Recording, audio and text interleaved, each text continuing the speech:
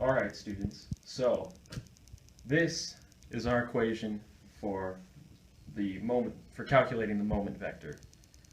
And it's described as the r vector and taking the cross product of that with the force vector, where the r vector being the direction and magnitude from the point to any point along the force vector being applied. Now, in order to calculate this, you would take your separate I, J, K components, also your X, Y, Z of these, and set them up into a 3x3 determinant, or a 3x3 matrix.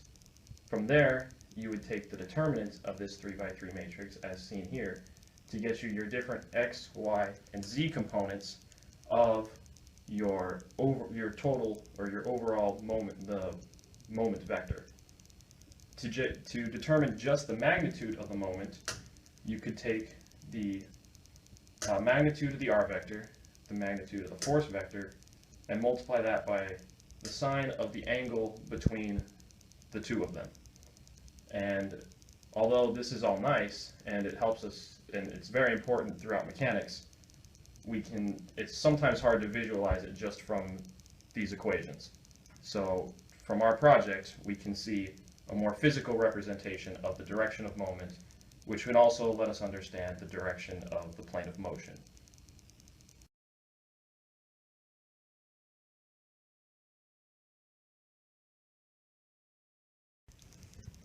So here the r vector is represented by this dowel, and the force vector is represented by this string. As explained before, r cross f is the moment, and a quick tool to find out the direction of the moment is the right-hand rule.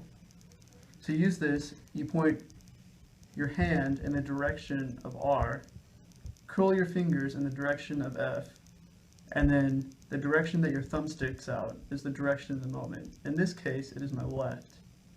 It is to my left. The plane of rotation is then perpendicular to the direction of this moment. So the plane of rotation should be this way. So when I pull the string, the dowel will rotate along this plane. As explained before, the magnitude of the moment is RF sine of theta. This means that the moment is 0 when r is parallel to f, because sine of 0 degrees equals 0, and m is maximum when r is perpendicular to f, or theta equals 90 degrees, as sine of 90 degrees is 1.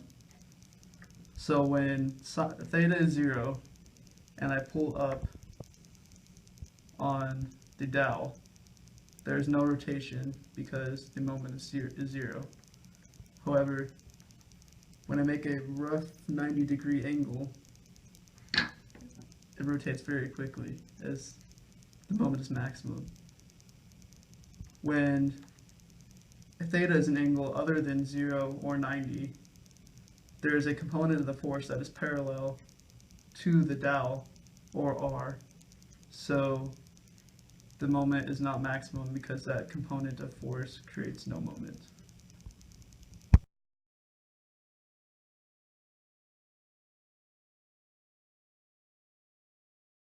Alright, young humans, so now we can calculate the moment about an axis as well. And this is represented by MA, which is equal to, once again, our r vector, which is a point on the axis to anywhere on the force vector, represented by F, the cross product of those two. However, what's different from the point now is that we add in the dot product of the unit vector of the axis, okay? And in this way, we set up another matrix like we had done before, which now is going to include AX, AY, AZ, which are the components of the unit vector of the axis. And once again, we take this determinant of this 3x3 matrix like we did before. Now, instead, though, of having I, J, and K, which makes this a vector, as we in the moment about a point, we now have AX, AY, AZ, which turns the moment about an axis into a scalar quantity, which basically tells us that this moment is calculated here is the magnitude of the moment. The moment about an axis, however, is always in the direction of that axis. And we will see a representation of that with our project as well.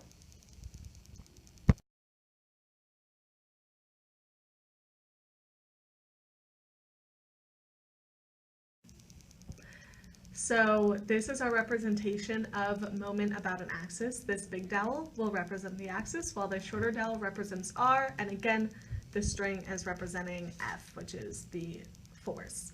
So for the moment about an axis, it's r cross F and then a dot product with the axis vector. All motion is around the axis, so the direction of the moment is along this axis. The plane of rotation is always perpendicular, so we can see from this example, if you turn it this way, if this is r and this is F, using the right-hand rule, r cross F, the direction is always going to be in the direction of the axis.